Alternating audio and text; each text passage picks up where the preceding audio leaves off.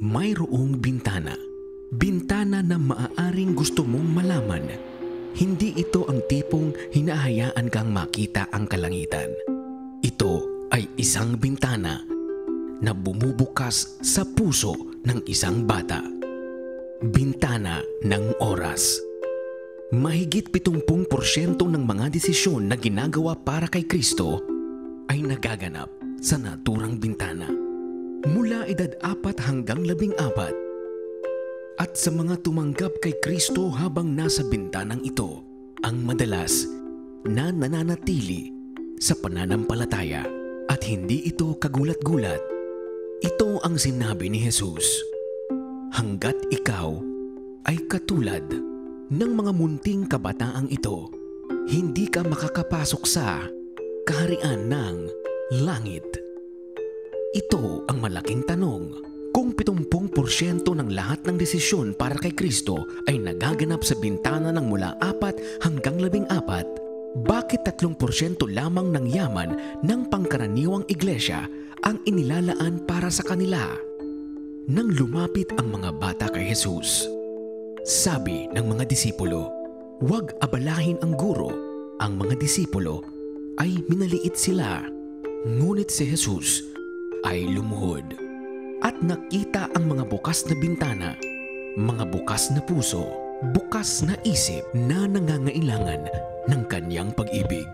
Sabi niya, "Pahintulutan ninyo ang maliliit na mga bata na lumapit sa akin, sapagkat sa mga katulad nila nauukol ang paghahari ng langit."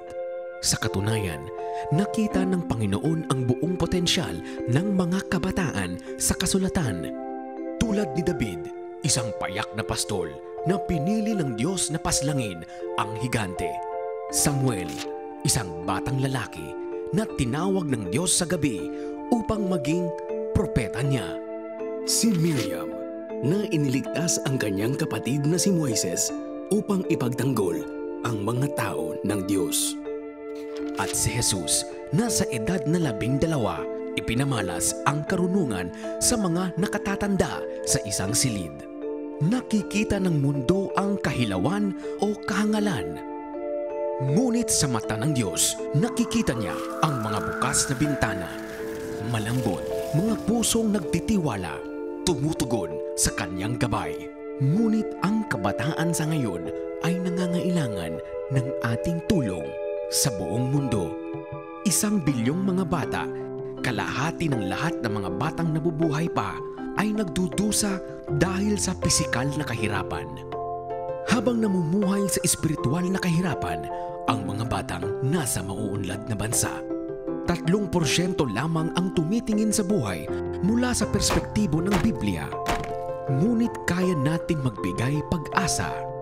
4 sa 5 bata ay gutom para sa Diyos at matutulungan natin sila na matagpuan siya. At gisingin ang pusong nagtitiwala na nakikita ng Diyos sa kanila. Ngayon, mayroon tayong natatanging pagkakataon na ihatid ang pag-ibig ng Diyos sa milyon-milyong bintanang bukas. Mga batang nasa loob ng tahanan at sa buong mundo na bukas sa katotohanan. Kaya ibigay natin ang ating makakaya sapagkat ito ay tunay na maaasahan. Tignan natin ang kabataan ayon sa matayog at dakilang pagtingin din ng Diyos sa kanila, sapagkat ang pinakamagandang paraan upang kuminang sa madilim na mundo ay sa pamamagitan ng mga bintanang bukas. Bumisita sa 4to14window.com. Sikaping mawagi ang puso ng mga kabataan mula sa lansangan hanggang sa buong mundo habang bukas pa ang bintana.